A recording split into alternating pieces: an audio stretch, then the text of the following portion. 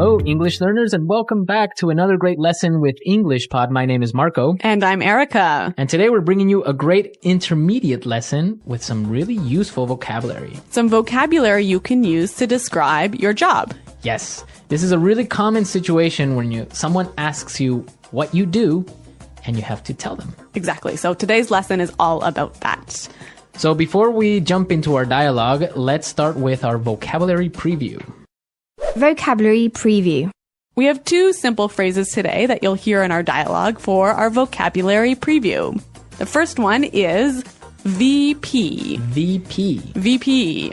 So the VP of a company is? The vice president. The vice president, exactly. Yep. Simple little acronym. And the next word is Fortune 500 company. Fortune 500 company. Fortune 500 company. So a Fortune 500 company is? I'll let you explain. Well, Fortune magazine ranks the 500 biggest companies in the US. So a Fortune 500 company basically is? One of the 500 biggest companies in the US. Okay, that's simple. Yep. All right, well, with those words, it sounds like we're going to be talking to some important people today. Yes, we are going to be talking to some important people. So let's listen to our dialogue for the first time. Now, it's going to be a little bit fast, but you don't have to worry about it. Because we'll come back and explain all of the important vocabulary.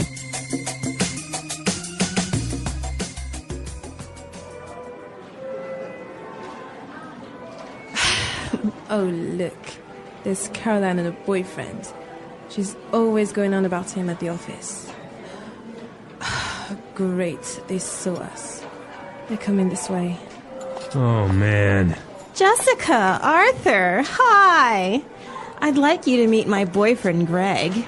He's the VP of Quality and Safety for a top Fortune 500 food company. Nice to meet you. This is my husband, Arthur.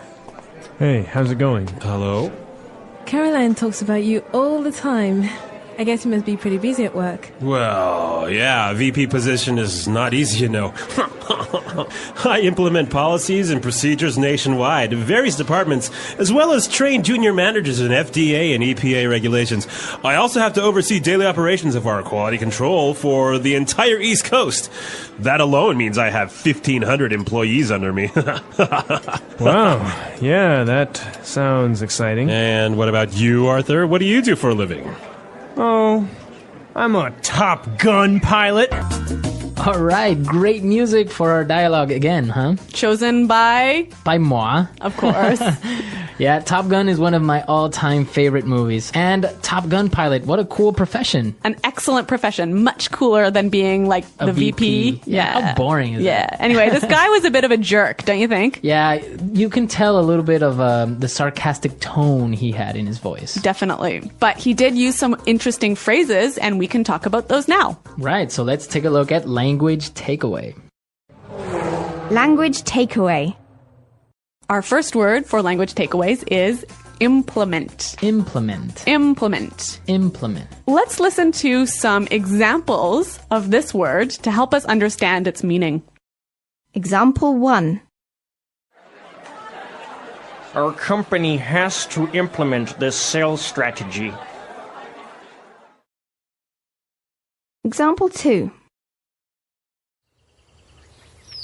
Sarah will be responsible for implementing the plan. Example 3. I implemented several new policies. Okay, great examples. And just in case, to implement means to? Put into action. To put into action. Great. Exactly. Our second word for language takeaway, policies. Policies. Policies. Policies. So policies are basically rules and regulations. Exactly. Formal rules. For a company or an organization. Exactly. Policies. Great. Third word? Oversee. Oversee. Oversee. Oversee. So when you oversee operations, it means? Like you watch it to make sure it's okay. You supervise it. This is an excellent word to use when you want to talk about your job responsibilities. Right. Oversee. Mm-hmm. Great. And our last word for language takeaway, it's kind of tricky. So let's listen to how it was used in our dialogue. That alone means I have 1,500 employees under me. That alone means I have 1,500 employees under me. So this guy has 1,500 employees under him, meaning he supervises 1,500 employees. Right, he manages 1,500 employees. He must be a busy man. Yes, for 1,500 employees. How many employees do you have under you, Erica? 2. Yeah, not quite as much as 1,500. Yeah, I guess I'm not a VP right yet, hey? Not yet, but you will. Okay. All right, so with this in mind, we are ready to listen to our dialogue for a second time, and this time it's going to be slower. Oh, look, there's Caroline and her boyfriend. She's always going on about him at the office. Oh, great, they saw us. They're coming this way. Oh, man. Jessica! Arthur! Hi! I'd like you to meet my boyfriend, Greg. He's the VP of Quality and Safety for a top Fortune 500 food company. Nice to meet you. This is my husband, Arthur. Hey, how's it going? Hello? Caroline talks about you all the time. I guess you must be pretty busy at work. Well, yeah. A VP position is not easy, you know. I implement policies and procedures nationwide of various departments, as well as train junior managers in FDA and EPA regulations. I also have to oversee daily operations of our quality control for the entire East Coast. That alone means I have 1,500 employees under me. Wow. Yeah, that sounds exciting. And what about you, Arthur? What do you do for a living? Oh, I'm a Top Gun pilot. Okay, great stuff. With this, now we can start with our fluency builder for today. Fluency builder. We heard some excellent phrases in this dialogue, some phrases that sound really natural, hey? Yes, especially the first one that we have today is whenever someone talks and talks and talks and continuously talks without stopping, you would say, She's always going on about him at the office. She's always going on about him at the office. This is a really natural way of saying keeps talking about. right, keeps talking about him. Yep. So we have a few examples of how this phrase works. Let's listen. Example 1. My boss is always going on about how we need to save money. It's all he talks about. Example 2. Gary is always going on about his kids. He's always talking about how smart they are. Example 3. My mom is always going on about how I should get married. Okay, excellent. It's clear now. Yes. Okay, so let's move on to our second phrase for today. And this is a great one to use whenever you meet someone for the first time. Or when you start to talk to someone for the first time. Great. Hey, how's it going? Hey, how's it going? So this is a really relaxed and natural way of saying, how are you? How are you? Yeah. So yeah, you can just say, hey, how's it going? Yep. Great. Really natural sounding. Now, our third phrase is the most important one of our dialogue, Yes. and it's a really common situation. When someone asks you about your job, they might say this. Arthur, what do you do for a living? Arthur, what do you do for a living? So this is a really great way of asking what work do you do or what is your job? Yes. I know a lot of students sometimes say, what is your job? Yeah, and that is, it's kind of correct, but not really. It doesn't sound very natural. Right. So you want to use what do you do or What do you do for a living? sounds great. That's the way you ask someone what is their job. And that's how you sound supernatural. Okay, so we're ready now to listen to our dialogue a last time. And now you are ready to understand everything.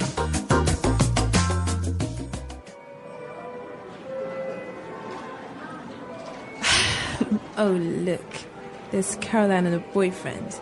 She's always going on about him at the office. Great, they saw us. They're coming this way.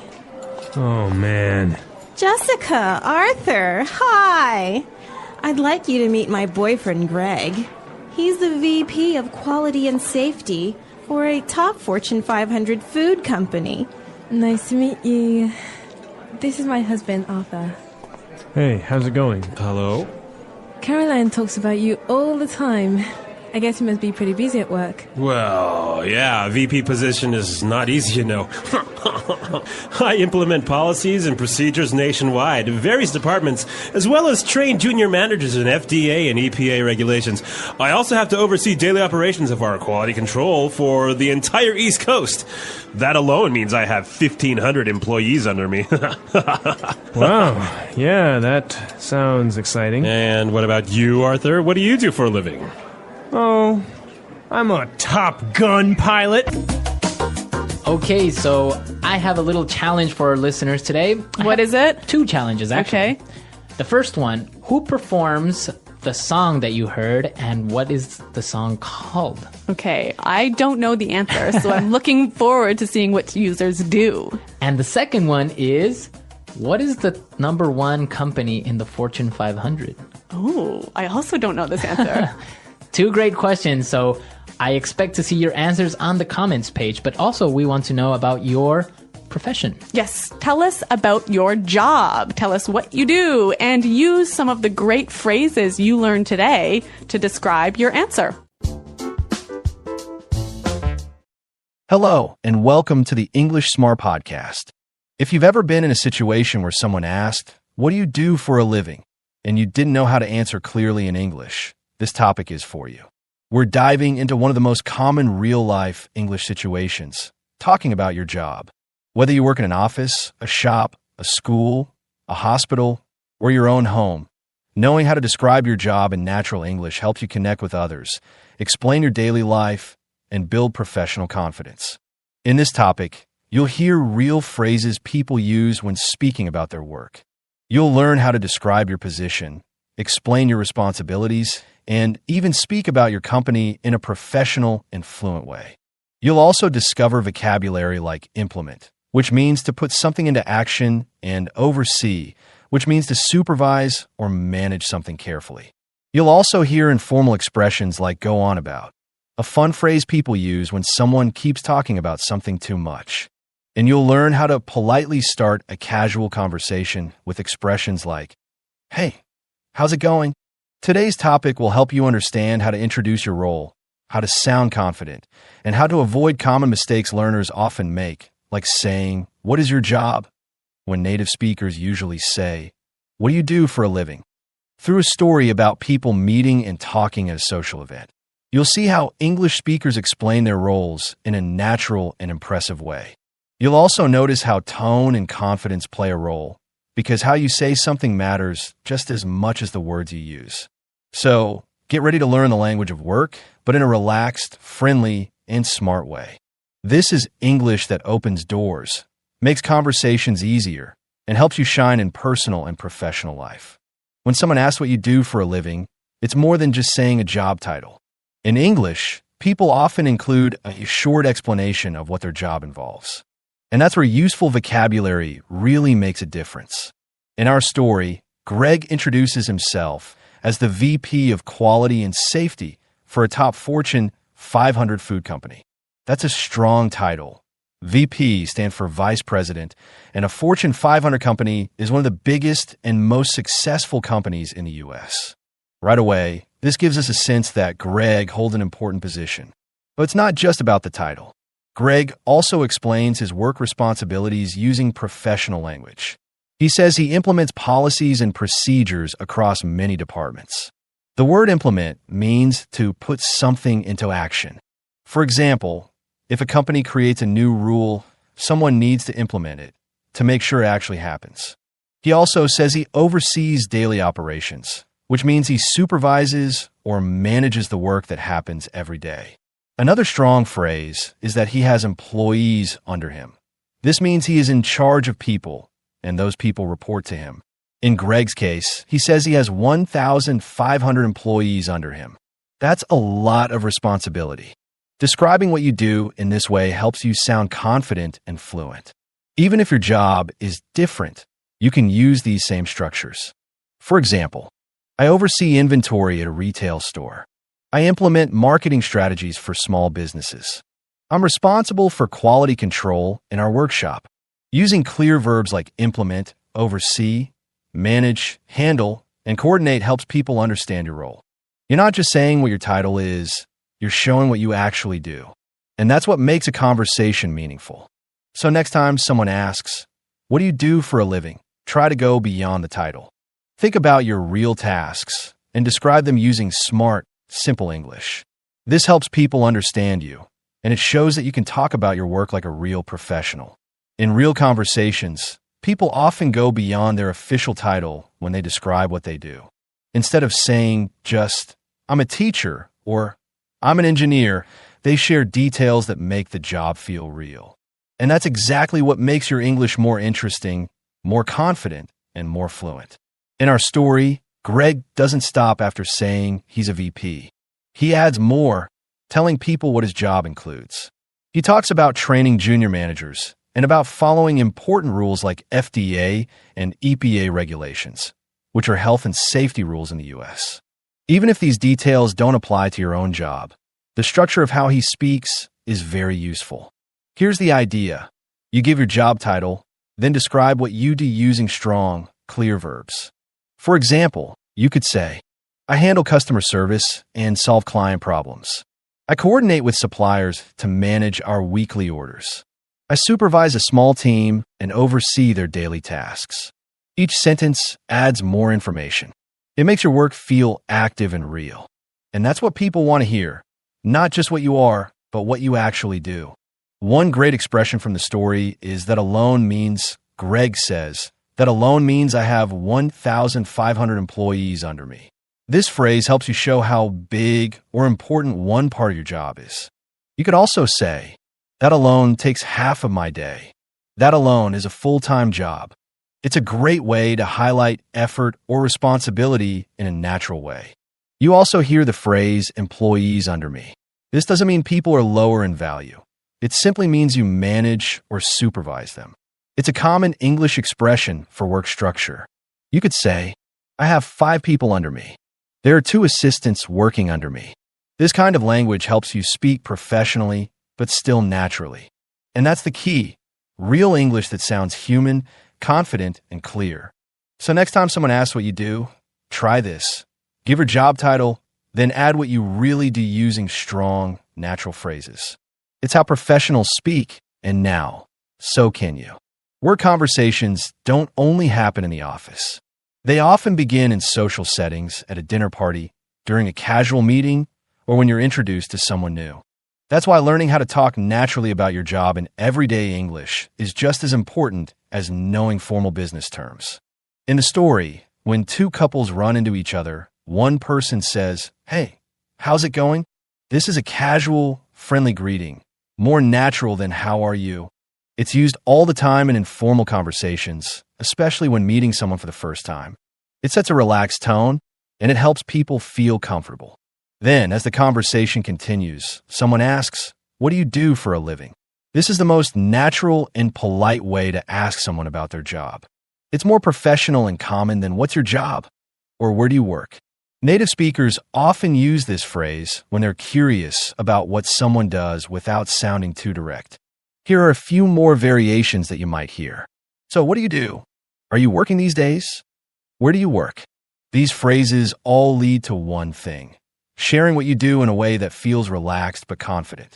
There's also another fun expression in the story. She's always going on about him at the office.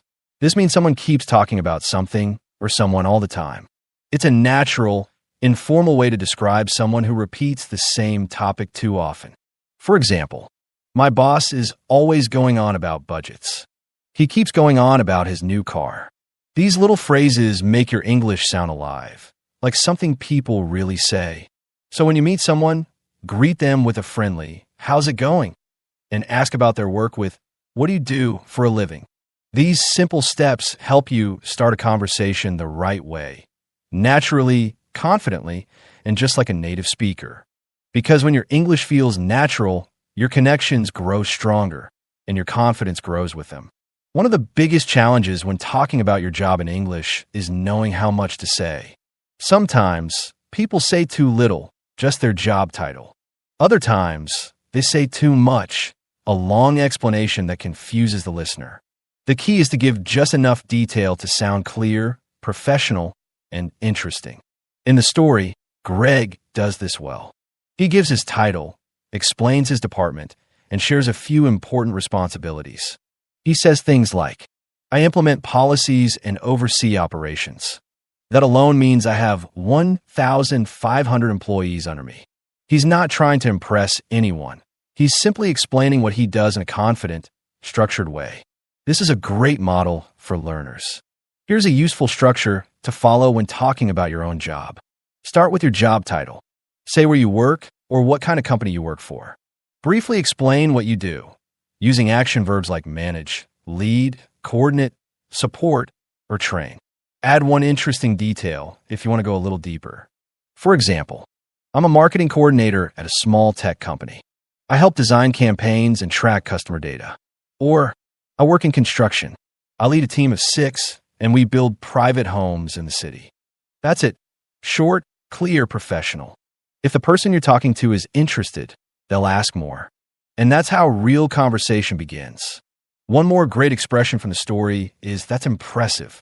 It's a polite, positive reaction when someone tells you something about their job or achievements. You can use it to show respect or interest.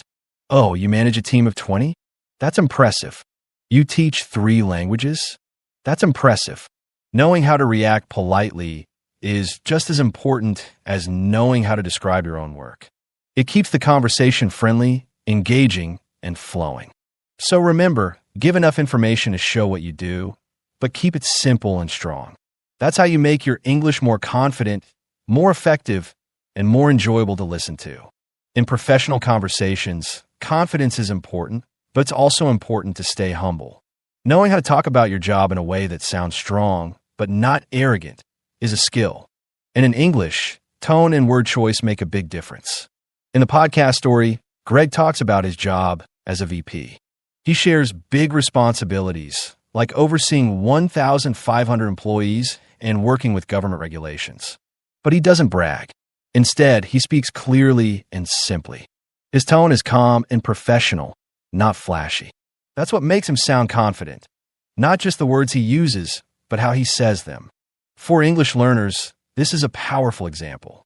You don't need to use complicated vocabulary to sound professional.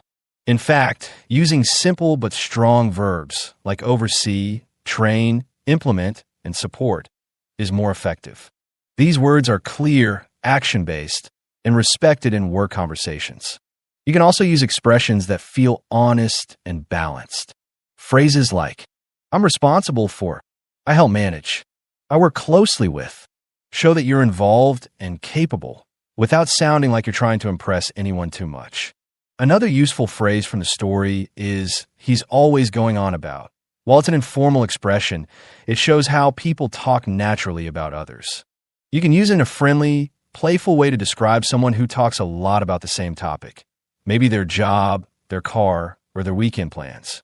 She's always going on about her new project. They keep going on about deadlines. Adding little touches of humor like this helps your English feel more human. And it also helps you build better connections in conversation. So when you're talking about your work, focus on clear structure, strong verbs, and a calm tone. You'll sound confident, natural, and respectful, the way professionals do in real life. And that's the kind of English that people really remember. Talking about your job doesn't always happen in interviews or business meetings.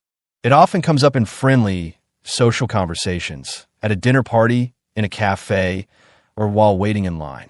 And when it does, your English needs to sound both natural and relaxed. In the story, we see how the characters blend professional talk with casual conversation. Someone says she's always going on about him at the office, which adds a little humor. It's not serious, but it keeps the conversation moving. Then, someone reacts with a laugh and says, That's impressive. These kinds of responses are friendly, encouraging, and completely real. That's what you want your English to sound like. Comfortable, flexible, and real. When someone asks you, what do you do for a living? Or so, what's your role? It's not just about the information. It's about connection. Your answer can open a door to a longer conversation about your team, your office, your routines, or your passion for what you do. You might say, I lead a team of engineers. We build software for schools. I work in hospitality. I handle guest services at a hotel. I teach English online, mostly to adults from Europe and Asia. These answers are short, friendly, and full of natural verbs. You're not only giving a title, you're creating a picture. And if someone reacts to what you say with, oh wow, that sounds like a lot, or you must be busy, you can respond with expressions like, it keeps me on my toes. It has its moments. I love it, even when it's stressful. These phrases make you sound experienced and open, and they keep the conversation alive. So remember, talking about your job in English isn't just a task. It's a chance to connect. It's your opportunity to show what you do, how you do it, and who you are, all with clear, relaxed English that feels good to say and great to hear. As we come to the end of this topic, we've seen that talking about your job in English is about much more than job titles and company names. It's about using natural, confident language to express what you do clearly, simply, and with the right balance of professionalism and personality. You've learned how to answer questions like, what do you do for a living? With ease. You've picked up useful work-related verbs like oversee, implement, handle, and coordinate. You've seen how a good introduction includes not only your position, but also your daily responsibilities, and how adding a small detail can make your English more engaging and memorable. You've also learned the importance of tone. Sounding confident doesn't mean using difficult words. It means being clear, calm, and real. Expressions like, that alone takes most of my time, or I have 5 people under me show that you know how to talk about your role without over-explaining or bragging. And let's not forget the casual, conversational side. Simple greetings like, hey, how's it going? And expressions like he's always going on about work help you sound natural when talking in friendly settings, not just formal ones. This balance is what makes your English complete, useful in the office, and smooth at the party. The most powerful part of this topic is not just the vocabulary, it's the confidence it gives you. Now, when someone asks what you do, you'll have the language and the style to answer in a way that feels right. Whether you're meeting new people, networking, applying for a job, or just chatting with friends, you can speak about your work with real English that reflects your real experience. Thank you for joining us on this episode of the English Smart Podcast. Keep practicing, keep speaking, and always remember, your work deserves to be shared in clear, confident English.